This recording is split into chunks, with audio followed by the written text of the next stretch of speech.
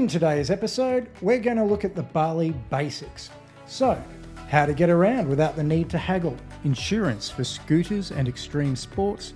We'll take a quick look at some tourist hotspots, ULUWATU and Ubud. We'll also be covering TicBali and how to avoid that dreaded Bali belly. If you like today's content, hit that thumbs up and subscribe, guys. Avoiding Bali belly. Don't drink the tap water, you will get sick. Oh God, why didn't anybody tell me? Bottled water is a way to go and should be used to brush your teeth. The ice used in drinks used to be a major cause of tourists getting Bali belly. Thankfully though, the government has recognised this and has now implemented regulations so that quality controlled consumable ice is available to businesses. We went to heaps of different restaurants and bars and had no issues at all. If you're in some of the more isolated areas or visiting one of the many fantastic family warungs, it's probably best to be careful and stick to bottled drinks. These small family-run businesses were our favourite places to eat though, so I do recommend you try some. As a general rule, if you see other foreigners eating there, you're probably safe. So while everyone seems to be really careful with what they eat and what they drink, a common oversight is cash handling. So bring some sanitizer with you. It's a pretty ordinary thing to do these days with COVID. Sanitize after cash handling and especially before eating. If you do get Bali belly, go and see a doctor. They can provide you with treatments that will rapidly improve your recovery time. For anything serious, make sure you contact your insurance company. Stay tuned for more Bali basics. Up next, we do a day tour of Ubud.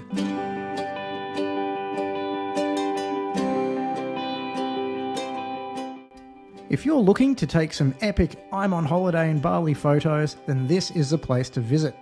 You can pay to go on the swings or you can just chill and walk through the terraces at your own leisure. Make sure to give yourself at least 2 hours. I highly recommend getting a private driver to get around Ubud, especially if you're doing a day trip like we did. It avoids the dramas of finding a place to park. They know all the shortcuts and it just makes life so much easier.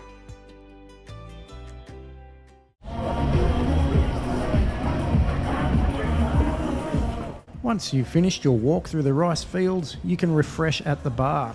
For 1 million rupiah up front, which goes towards your choice of food or drinks, you will be granted access to the infinity pools that overlook the rice terrace.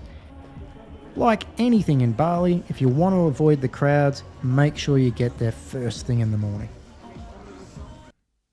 Getting around. The best apps for taxi services and food delivery is Grab and Gojek. Grab seemed to be the easier option for connecting my credit card. However, they're both great apps, so I suggest downloading them and seeing which one you prefer. You can track your drivers live to see how far away they are on the app as well, so that's a nice feature. The best part of the apps is that they avoid the need to haggle. How much is it? 8,600. We will give you $10. You're not going to be overcharged as prices are pre-calculated by the distance to your destination. If you're hailing a taxi on the street or asking a business to order one for you, always ask for a Bluebird taxi. They have the best reputation, they're metered and reliable. Scooter and car hire. For getting around town and short trips, motorcycles are your easiest and fastest option. Scooter hire should cost you between 70 to 100,000 rupiah per day. Car hire starts at around 200,000 and goes up from there depending on the quality and size of your vehicle. Gets even cheaper the longer you rent. There are plenty of options online, so do some research before you go.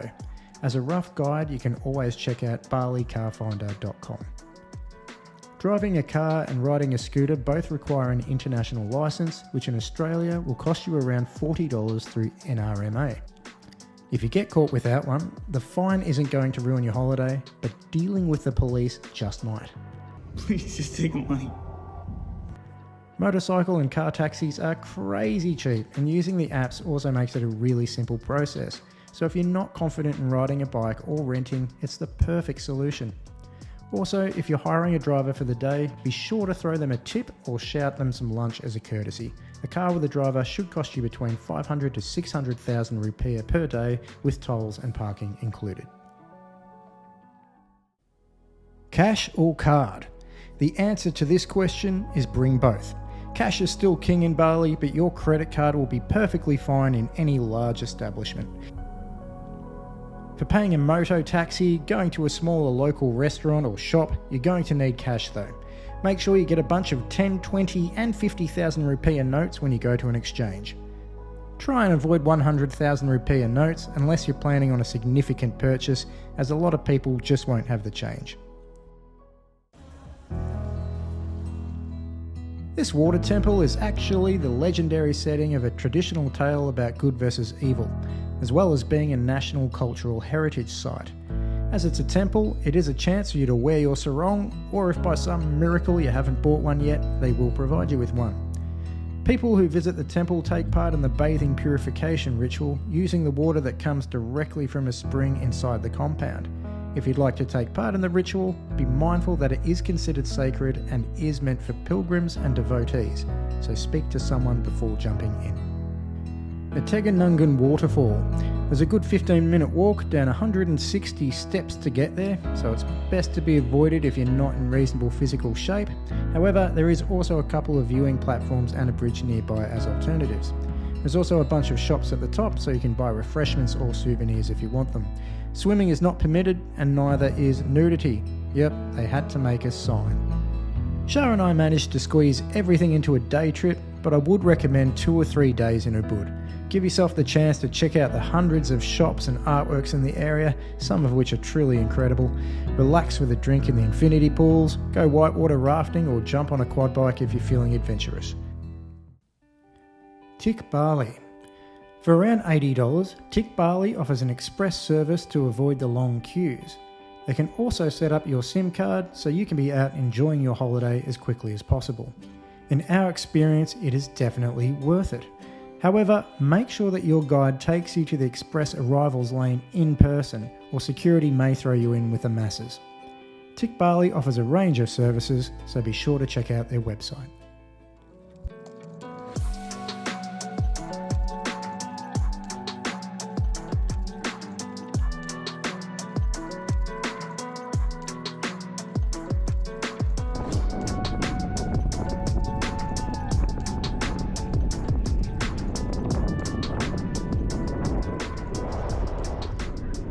If you're heading overseas and you're planning on whitewater rafting,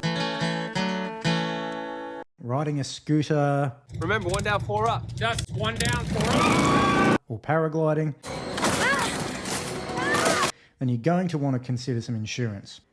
For the Aussies out there, for COVID, scooter and paragliding insurance, I went with Cover More. To cover yourself for whitewater rafting levels 1 to 3, quad bikes and paragliding, be sure to select Adventure Cover. For anything more serious, have a look at your options under Adventure Plus. Just below, you will also find coverage for scooters.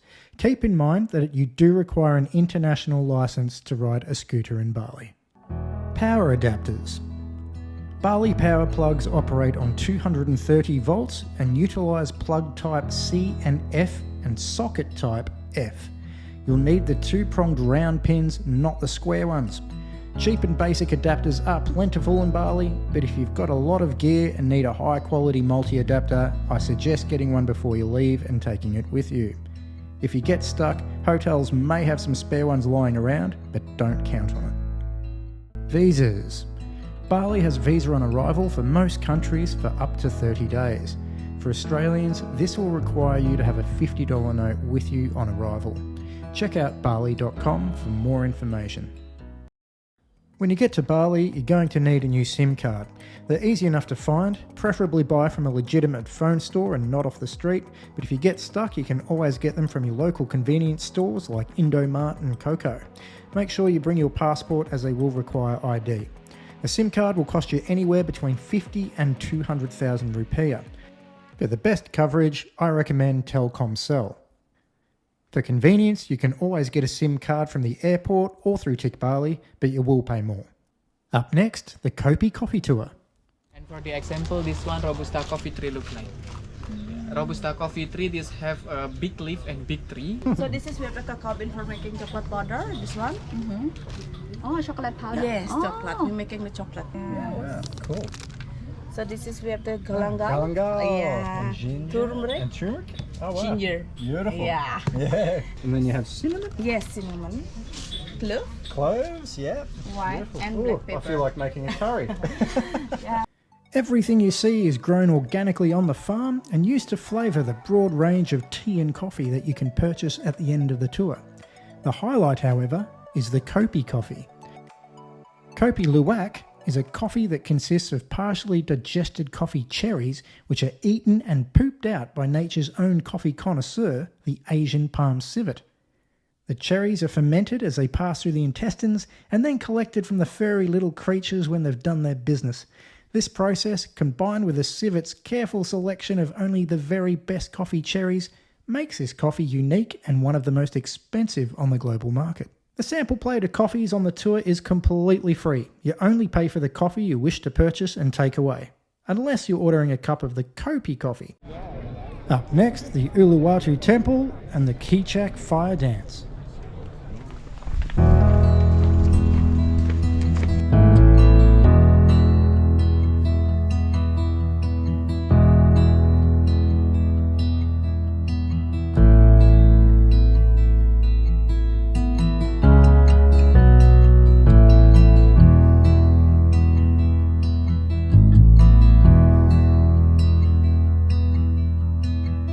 The temple itself is right on the cliffs and it's pretty magical. Be careful of the monkeys though, because monkeys, being angry monkeys, they're going to try and steal your stuff. It's mine! Oh, he's got... Careful. Is that your sunglasses? They're gone now. Careful, your mobile phone, your glasses. Luckily, there is a guy that hangs around, and for a fee, he will retrieve your stolen items. So Shah did get her sunglasses back. After a nice walk around the temple, Shah and I went to find some seating for the nearby Kichak fire dance. At first, the idea of fire dancing and a chorus of up to apparently 150 men sounded pretty impressive. The fire dance is essentially a 10-minute show though that gets dragged out into an agonisingly painful 60 minutes.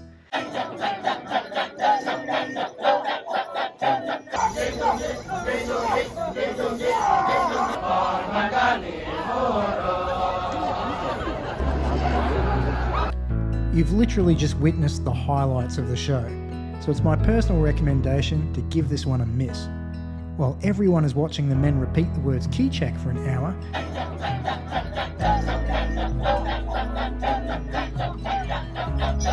I suggest taking advantage of this and soaking in that beautiful sunset at the temple while the crowds are distracted.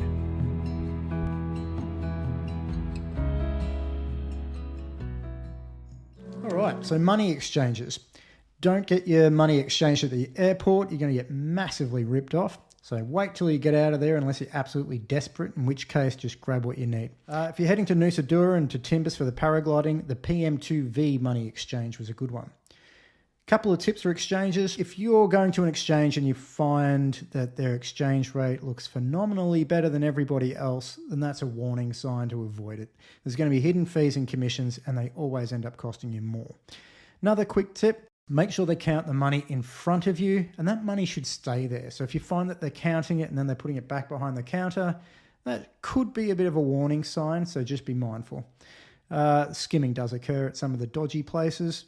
Balinese in general I've found to be quite trustworthy, but you're always going to have a few bad eggs. Make sure that you tell your bank that you're traveling overseas. So you can probably do that through your online app. Otherwise, pop into the bank, let them know what you're doing. Because if you start using your card when you're overseas and you haven't told them, they're going to think some kind of fraud's going on. And before you know it, your card will be cancelled.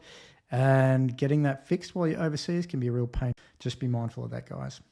Getting there. We flew with Garuda and discovered that their economy class has pretty decent legroom.